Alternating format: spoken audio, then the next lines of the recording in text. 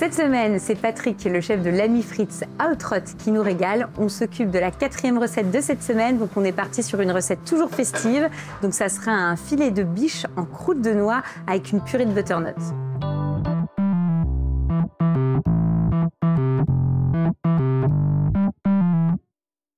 Donc on commence par quoi, Patrick? Alors on commence par la croûte de noix. Oui. Donc la croûte de noix, on va prendre du beurre qui a été préalablement ramolli. Oui. Donc voilà, du beurre à température température ambiante. Hein, je l'ai sorti il y a 2 heures à peu près. D'accord. Après, donc la croûte de noix, les fameuses noix. Oui, donc on a concassé grossièrement au couteau. Voilà. Et on mélange le tout. Déjà, là, je commence à mélanger. Ouais.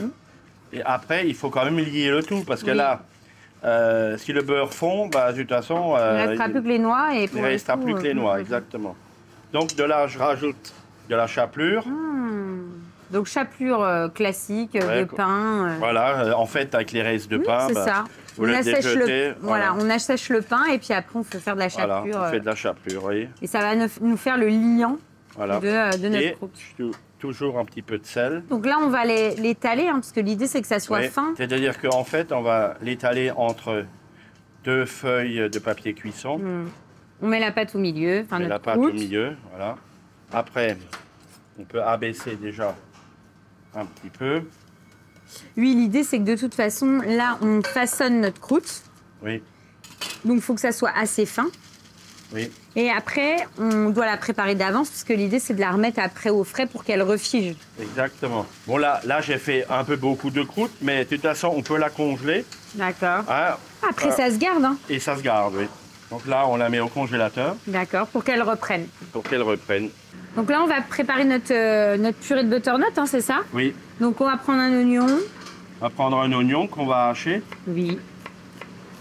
Parce que quoi, on va la faire un petit peu revenir, la butternut, avant? Oui, avec les oignons et avec l'ail. Donc on a mis du beurre à fondre. Oui. Et dès qu'il est bien fondu, hop, on va rajouter donc notre oignon et notre ail. Voilà. Ail et oignon. Et on les fait revenir et suer. Ouais, on les fait suer. Après, on rajoute... Donc notre butternut qu'on a coupé. Voilà.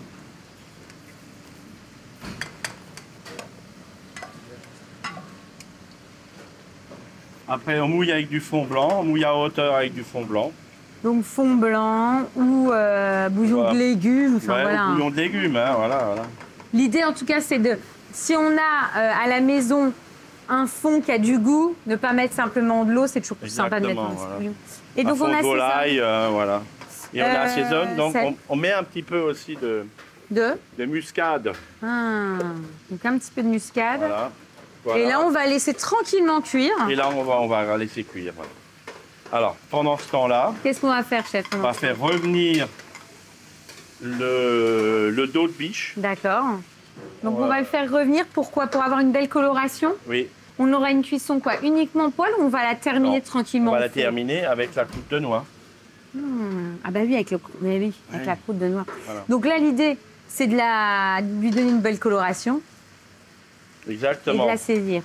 Là, l'idée, c'est de lui donner une belle coloration. Donc, au préalable, on va... Un petit coup de moulin à poivre. Un petit coup de moulin, donc, de part et d'autre, hein, des deux côtés. Et également, un petit coup de fleur de sel, là, voilà. Et du sel. Voilà. Voilà. Et là, on le fait revenir. Donc là, c'est bon? Ouais, on les fait...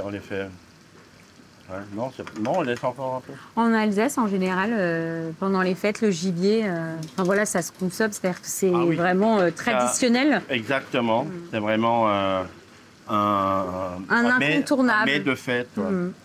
Et là, donc là, c'est bon, on a une belle coloration.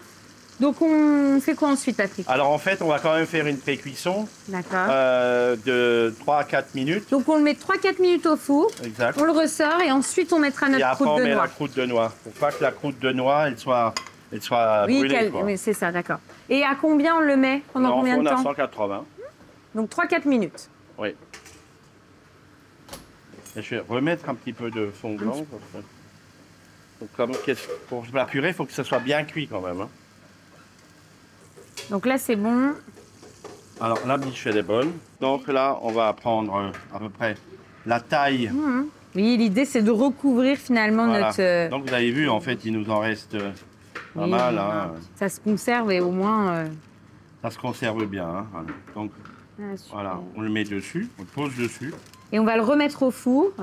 Donc toujours 180. Oui, pendant 8 minutes. 8 minutes. C'est parti.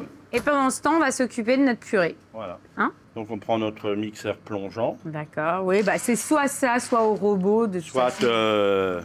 au presse-purée, hein, voilà. Faut qu'on mixe le tout. Mais là, c'est bon. C'est pas la peine d'avoir un truc trop mixé.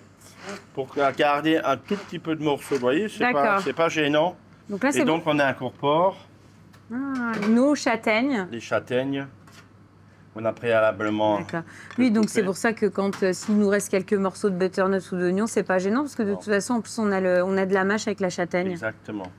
Donc là, on rajoute notre beurre noisette. Pour terminer notre purée butternut châtaigne. Voilà. Un petit beurre noisette pour de la gourmandise. Bon, bah, Oui. c'est bon, on a tout, Patrick, on va dresser. Hein, on va dresser et on goûte. On met la purée dans le cercle. Dans un petit emporte-pièce pour avoir quelque chose de joli. D'esthétique. Ouais. Mhm. Voilà. Donc là, c'est bon, la viande, on l'a sortie du four. Hein, Oui. et on va la couper. Et on a les petits bouts de noix là qui... Voilà. Alors, dans suspense. C'est le... Donc, on coupe un petit peu les bords. Et après, on la recoupe en deux. Voilà, donc on a un morceau qui est bien saignant. Ah, super, avec la croûte là, c'est trop beau. Un coup de moulin à poivre. Et ensuite... On a une petite sauce là. Donc là, c'est quoi? C'est une sauce gibier hein, qui va bien avec. En fait, c'est une sauce qu'on a faite avec les os de la biche. Et on a rajouté un petit peu des trompettes des morts, là. Des champignons qu'on trouve en ce moment dans les forêts vosgiennes hein, et alsaciennes. Eh bien super, ben, on va goûter. Voilà. Moi, je vais couper tout de suite avec la croûte. C'est top parce qu'effectivement, on a la biche qui est hyper tendre. Et le fait d'avoir ajouté cette croûte de noix, bah déjà le beurre a nourri la viande aussi. Oui. Donc elle est vraiment pas sèche. Et puis on a les petits bouts de croquant des noisettes qui fonctionnent très bien avec la biche. Et également avec la châtaigne, la butternut. Enfin, c'est très cohérent, quoi. On est vraiment dans quelque chose de cohérent et de gourmand. Donc non, c'est vraiment une très très belle recette. On termine avec un dessert? Oui. On fait quoi? Un croustillant de banane et ananas.